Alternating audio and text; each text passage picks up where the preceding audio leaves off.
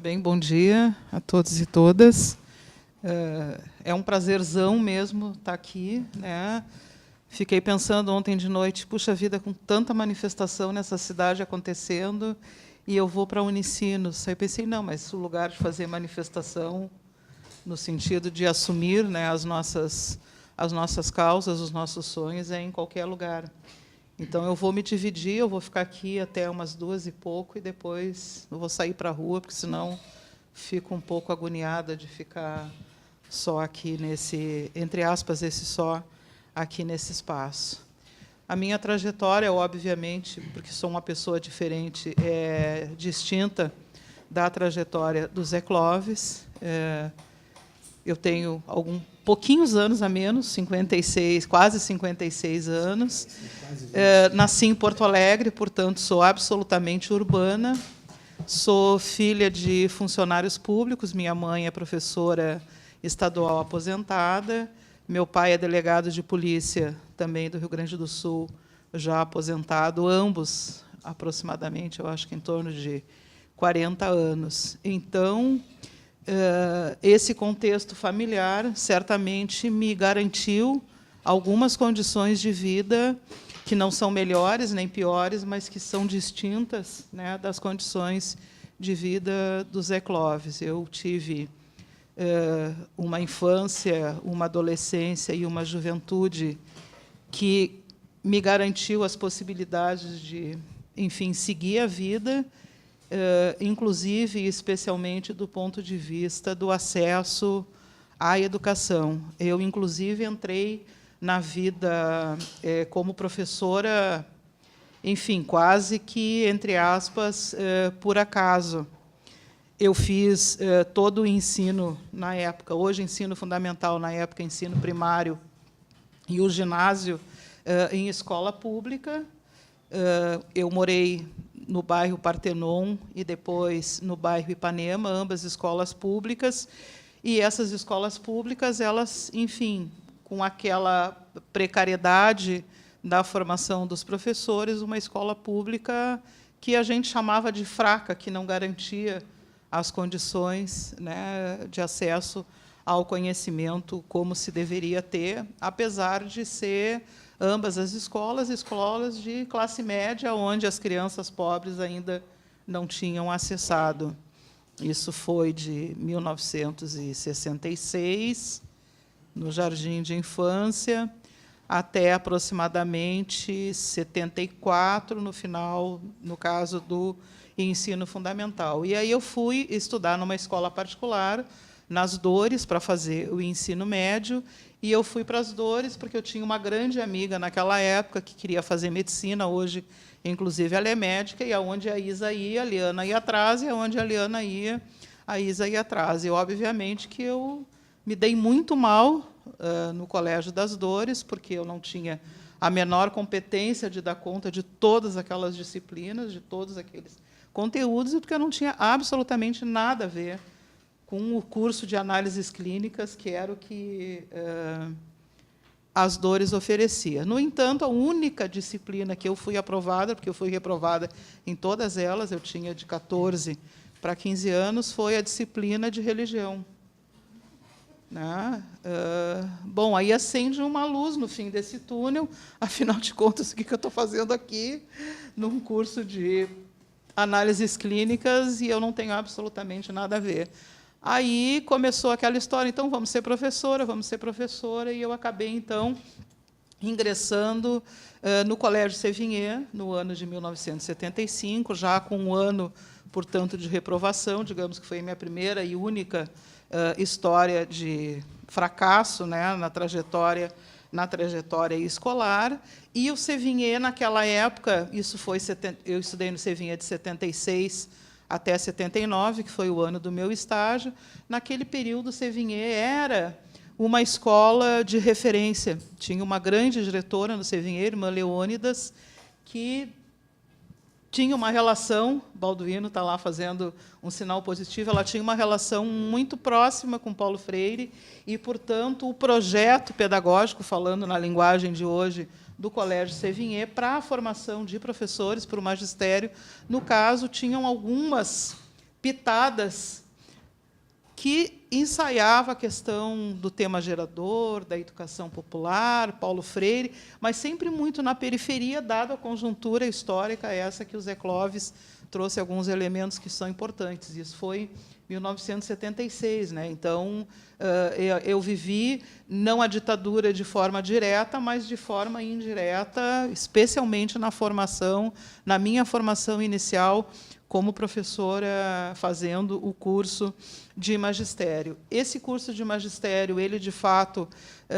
me trouxe, naquele período, poucas condições de me deparar com a realidade, de enfrentar a realidade da periferia de Porto Alegre, local onde eu fui fazer o estágio do magistério. Eu fiz o estágio na Vila Bom Jesus, né, ali na Zona Leste, que ainda hoje é tida como um lugar onde a população enfrenta um conjunto de dificuldades. Isso, no ano de 79, que foi o ano do meu estágio, era algo absolutamente novo para nós. Eu, uma filha de classe média, sem nenhum contato com a periferia de Porto Alegre, sem nenhuma preparação concreta do curso de magistério para enfrentar aquela situação, exceto a irmã Leônidas, que conversava muito conosco nos corredores da escola, e uma professora de filosofia, que depois me inspirou a fazer filosofia. Eu não fiz pedagogia, por incrível que pareça.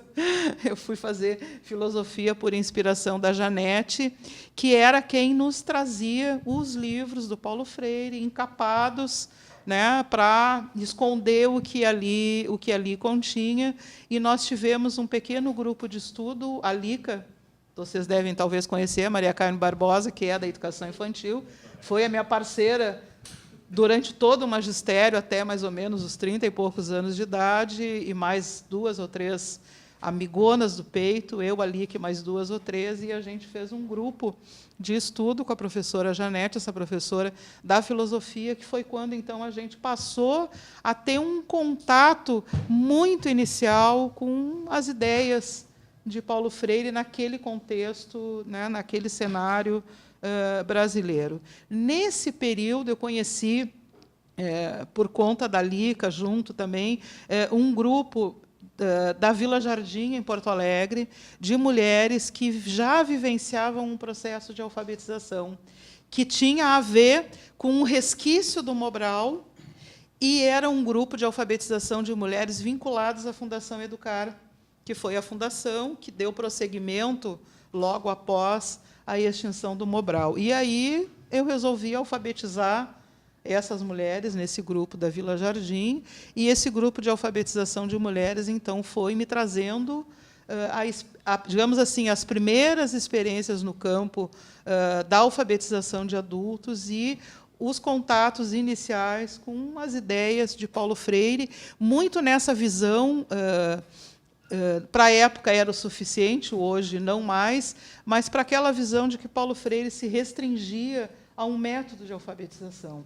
Eu acho que eu levei muito tempo, talvez uns 15 anos, depois disso, para amadurecer, para descobrir, para compreender de que o método de alfabetização é a ponta do iceberg, que, na verdade, a silabação nunca passou pela criação dele, né? Isso era o que a gente dispunha na época de conhecimento técnico sobre como alfabetizar, e o que ele propunha, que se traduz, né, naquela clássica, importante ideia de que a leitura do mundo precede a leitura da palavra, foi tendo concretude naquela prática de alfabetização de mulheres. Eu fiquei na periferia da Vila Jardim, num período muito pequeno, eu acho que não chegou a 6 meses, porque era tenso aquele ambiente, né? Fazendo um parênteses, o meu pai era delegado de polícia na época, né?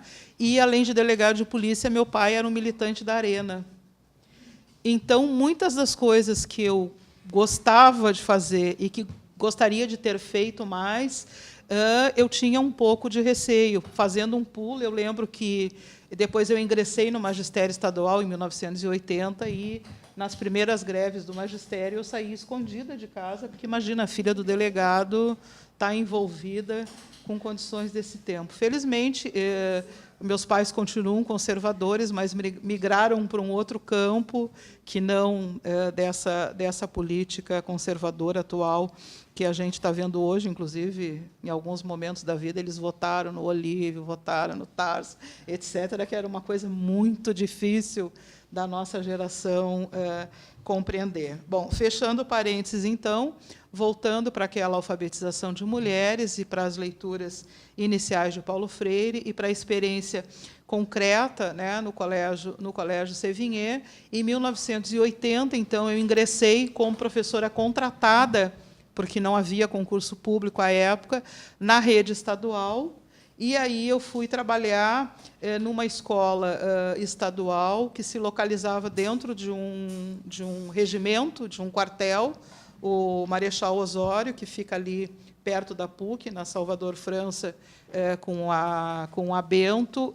Hoje não existe mais aquela escola, era uma brizoleta, né, aquelas escolinhas que o Brizola deixou como herança. E, naquela escola, então, como eu acho que acontece até hoje com a maior parte das professoras que começam a vida profissional, eu fui, pela direção da escola, entre aspas, castigada, e fui colocada naquela classe de alfabetização de primeira série, com crianças já fora da idade de alfabetização, com 3, 4, 5, 6 anos de repetência e com histórico escolar trágico. E aquilo, para a escola, era um castigo e era natural. Então, bota lá, Liana, está chegando novinha em folha, era assim que a gente dizia, né? Deixa as mais velhas saírem do castigo e quem está chegando bota nessa panela de pressão, e aí te dá um pavor. Eu acho que eu chorei todos os dias, pelo menos no primeiro ano de trabalho nessa escola, porque eu não sabia absolutamente nada, eu não sabia como fazer.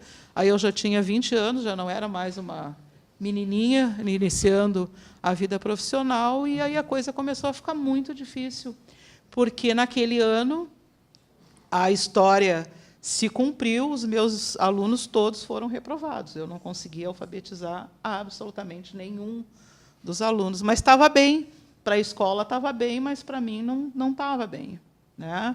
Muita coisa aconteceu nesse primeiro ano de compreensão de quem eram aquelas crianças, de onde elas vinham. Eu me envolvi com várias situações. Eu tive um aluno que era espancado pela família quase diariamente, e aí eu fui à casa dessa criança, e aí eu fui buscar atendimento, e aí a gente começa a...